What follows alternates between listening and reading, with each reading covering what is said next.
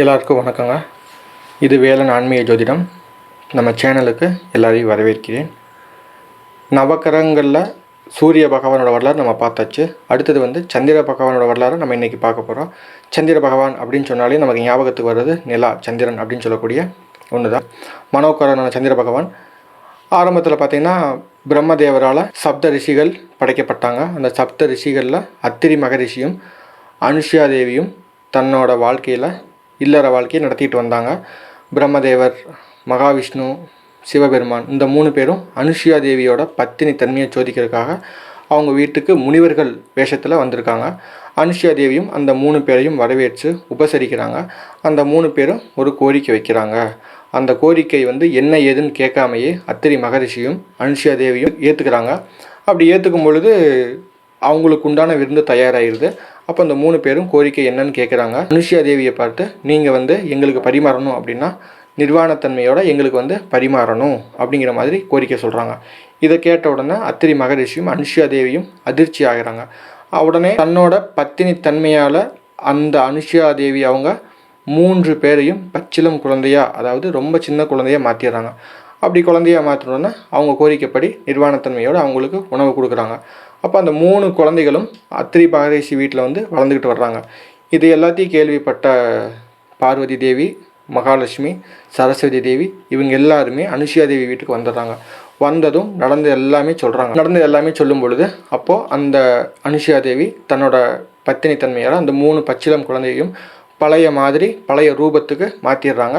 அப்போ உடனே சிவபெருமான், பார்வதி தேவி, பிரம்மதேவர், சரஸ்வதி, மகாவிஷ்ணு, மகாலட்சுமி இந்த 3 பேரும் அவங்களுக்கு காட்சி கொடுக்குறாங்க.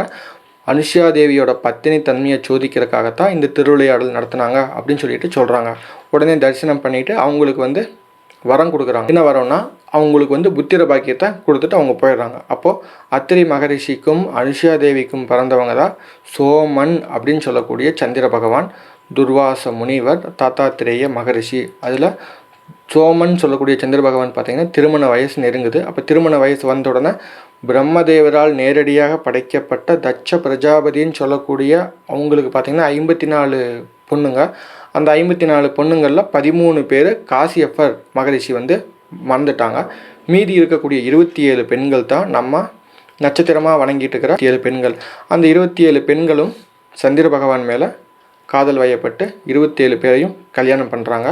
அப்படி கல்யாணம் பண்ணும் பொழுது அந்த கல்யாணத்துக்கு முன்னாடி 27 பெண்களோட தகப்பரான தட்ச பிரஜாபதி சந்திர பகவான் கிட்ட ஒரு உறுதிமொழி வாங்குறாரு.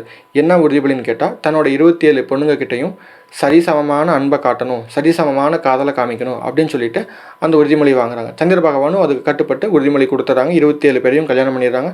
அந்த குடும்ப வாழ்க்கை அப்படியே போய்கிட்டு இருக்குது. இல்லறத்தில் சந்தோஷமாக இருக்கிறாரு சந்திர பகவான். ஒரு நாள் ராஜசுய யாகம் பண்ணுறதுக்காக சந்திர பகவான் முடிவு பண்ணுறாரு. உடனே பிரம்மதேவரான பிரம்மலோகத்துக்கு சென்று அந்த பிரம்மதேவர்கிட்ட ஆசீர்வாதம் வாங்குறாரு. அப்படியே தேவலோகம் இந்திரன்கிட்டையும் மற்ற தேவர்கள்கிட்டையும் தன்னோட ராஜசுயத்துக்கு வரும்படி அழைப்பு கொடுக்குறாரு.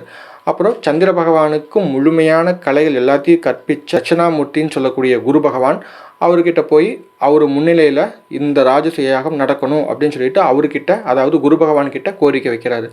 அந்த குரு பகவான் பார்த்திங்கன்னா தன்னால் வர முடியாது அப்படிங்கிறதுக்காக அவரோட மனைவியான தாராதேவியை சந்திர பகவானோட ராஜசுயாகத்துக்கு தலைமை தாங்க அனுப்பி வச்சிடறாரு. ராஜசுயாகமும் நடக்குது. தேவர்கள், தேவ பெண்கள், சந்திர பகவான் 27 நட்சத்திரங்கள், குரு பகவானோட மனைவி அப்படின்னு சொல்லிட்டு எல்லாருமே அந்த யாகத்தில் கலந்துக்கிறாங்க. யாகம் நடக்க நடக்க சந்திர பகவானோட அழகு பல மடங்கு கூடிடுது. அந்த அழகில் மயங்கி தேவலோக பெண்கள் எல்லாருமே சந்திர பகவான் கூட இருக்க ஆசைப்படுறாங்க. அதில் தாராதேவியும் ஒன்று.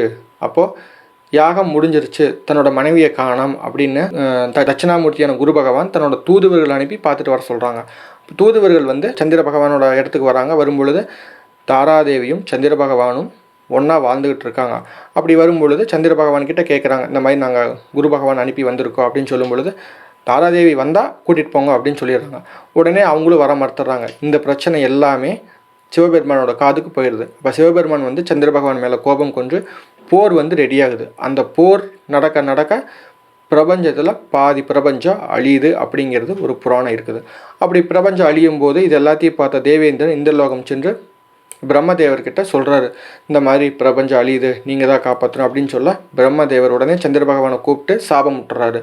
அந்த சாபத்திலேருந்து தப்பிக்கிறதுக்கு உண்டான விமோச்சனத்தையும் சொல்லிடுறாரு. அதாவது குரு பகவானோட மனைவியை தாராதேவியை குரு பகவான் கிட்ட சேர்க்கும் பொழுது அந்த சாபம் வந்து விமோச்சனம் ஆகு அப்படின்னு சொன்னதும் சந்திர பகவான் அந்த தாராதேவி கிட்ட அறிவுரை சொல்லி எல்லாமே எடுத்து சொல்லி மறுபடியும் குரு பகவான் கிட்ட சேர்த்தி வச்சிடுறாங்க. தட்சிணாமூர்த்தின்னு சொல்லக்கூடிய குரு பகவான் எல்லாத்தையும் மறந்துட்டு தாராதேவி கூட நிம்மதியாக வாழ்ந்துட்டுருக்காங்க.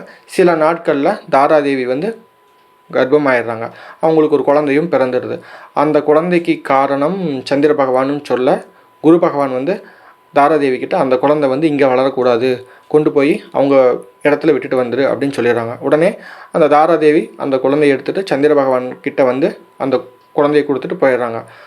அந்த சந்திர பகவான் அந்த குழந்தைய தன்னோட 27 மனைவியையும் கூப்பிட்டு நல்லபடியாக வளர்த்துங்க அப்படின்னு சொல்ல கார்த்திகையும் ரோகிணியும் அந்த 2 பெண்கள் மட்டுமே அந்த குழந்தை மேலே ரொம்ப அன்பு ரொம்ப பாசம் காட்டி வளர்த்துட்டு இருக்கிறாங்க. அதனால் அந்த 2 பேர் மேலே மட்டும்தான் சந்திர பகவானுக்கு ஒரு ஈர்ப்பு இருந்திருக்குது. மற்ற 25 பேரும் தன்னோட அப்பாவான தட்ச பிரஜாபதி கிட்ட போய் சொல்லிடுறாங்க, சந்திர பகவான் வந்து எங்கள் மேலே எல்லாமே பாசம் இல்லை, எங்களை வந்து சரியாக கவனிக்கிறது இல்லை அப்படின்னு சொல்லிடுறாங்க. அப்படி சொன்ன உடனே அப்பா வந்து சந்திர பகவானோட அழகு வந்து நாள் ஒன்றுக்கு ஒன்று அப்படின்னு சொல்லிட்டு அழியணும் குறையணும் அப்படின்னு சாபம் விட்டுறாங்க. காரணம் தட்ச பிரஜாபதி நேருக்கு நேராக சிவபெருமான் கிட்ட வரத்தை வாங்கின ஒரு மகரிஷி ஒரு சொல்லலாம்.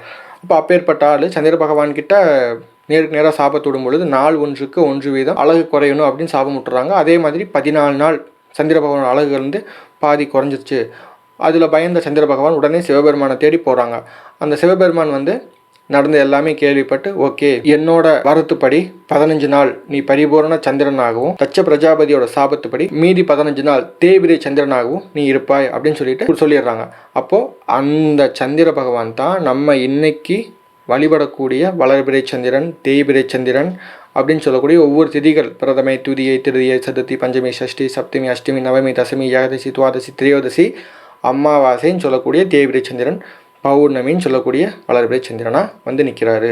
அப்போ அந்த 27 பெண்களும் 27 நட்சத்திரங்களாக மானிட பிறப்புக்கு வழிவகை செய்கிறாங்க. அப்போ அந்த 27 நட்சத்திரத்துக்கு உண்டான கணவரான சந்திர பகவானும் மனுஷங்களுக்கு அதாவது மானிட கர்மாக்களுக்கு மனோகாரகராகவும் புத்திகாரகராகவும் உடல்காரகராகவும் தாய்க்காரகராகவும் வந்து நமக்கு பலன்களை நல்ல பலன்களோ கெட்ட பலன்களோ கொடுத்துட்டு இருக்காங்க அப்படிங்கிற மாதிரி சந்திர பகவானோட வரலாறு. அப்போது சந்திர பகவானுக்கு பிறந்தவர் தான் புதன் அப்படிங்கிற மாதிரி சொல்லலாம். ஆனால் புதனுக்கும் குரு பகவானோட மனைவியான தாராதேவிக்கும் பிறந்தவர் தான் புதன் பகவான் அப்படிங்கிற மாதிரி சொல்லலாங்க.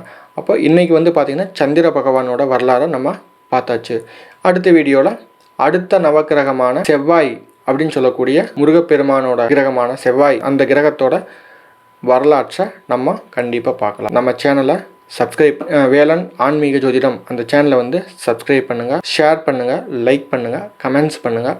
இதுக்கு முன்னாடி வீடியோஸில் வந்து சூரிய பகவானோட வரலாறு வந்து போட்டிருக்கேன். நம்ம வந்து நவக்கிரகங்களோட வரலாறும் பார்க்கலாம். அடுத்தடுத்து ராசி பலன்களும் வரும், நட்சத்திர காரகத்துவங்களும் வரும், ராசி காரகத்துவங்களும் வரும். அடுத்தடுத்து வீடியோவில் நம்ம எல்லாத்தையும் பார்க்கலாம்.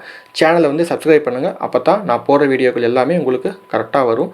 வாரத்தில் ஒரு நாள் அப்படின்னு எடுத்துக்கிட்டால் ஏதாவது ஒரு நாளில் ஆன்மீக ஸ்தலம் அதாவது நமக்கு நல்லபடியான ஒரு சக்தியை கொடுக்கக்கூடிய ஒரு பாசிட்டிவ் வைப்ரேஷனை கொடுக்கக்கூடிய தலம் எடுத்துக்கிட்டிங்கன்னா கோவில். அப்போது வாரத்தில் ஏதாவது ஒரு நாள் வந்து அப்பேற்பட்ட கோவிலை வந்து நம்ம கண்டிப்பாக பார்க்கலாம். சேனலை வந்து கண்டிப்பாக ஃபாலோ பண்ணிகிட்டே இருங்க. நன்றி.